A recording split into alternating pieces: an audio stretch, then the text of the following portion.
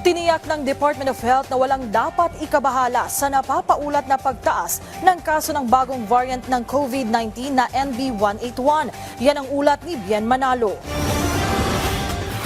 Nagka-COVID si VJ sa kasagsagan ng pandemya. Unang tinamaan ng nakamamatay na sakit ang kanilang padre di pamilya. Hanggang sa mahawa na ang buong pamilya, dahilan para hindi sila makalabas ng bahay ng halos isang buwan. Una nagkaroon si Papa, tapos nag-quarantine siya sa kwarto, tapos parang halos isa-isa na kaming nahawa. Sipon, ubo, tsaka walang panlasa, mga isang buwan. Aminado siya na natakot siya sa naging kalagayan nila, lalo't maraming nasawi dahil sa COVID. Medyo natakot din kasi halos lahat kami nagkaroon, especially si Papa, matanda na. Yung mga pamangkin ko din, mga ilang taon pa lang, nahawa na nila yung iba. Medyo natakot din ako. Bagamat minsan na ring nanganib ang buhay ni VJ dahil sa COVID, kampante naman siya na hindi sila tatamaan pa ng COVID dahil bakunado na sila kontra rito. Ito'y kasunod na rin ng napapaulat na tinatamaan ng iba't ibang variant ng COVID sa kasalukuyan, partikular na sa ibang bansa.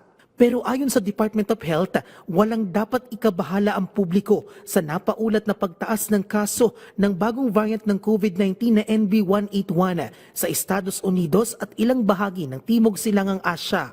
Sabi ng DOH, wala pa silang naitatalang tinamaan ng NB181 sa Pilipinas. Bagamat may mga naitatala pa ring COVID-19 cases sa bansa, maihahalin tulad na lang ito sa malatrang kasong sakit. Tuloy-tuloy po rin ang sequencing natin, nag-iba lang po yung testing strategy.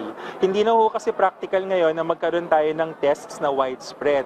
Dahil ang COVID-19, para na lang po siyang ubot-sipon. In fact, ang ating surveillance method, kasama na po siya dun sa binabantayan sa panahon ngayon, yung ating wild diseases. Sa datos ng DOH, umabot sa mahigit 1,000 ang naitalang kaso ng COVID sa Pilipinas simula Enero hanggang May 3 ng kasalukuyang taon. Mas mababa yan ng 87% sa mahigit 14,000 kaso noong nakarang taon.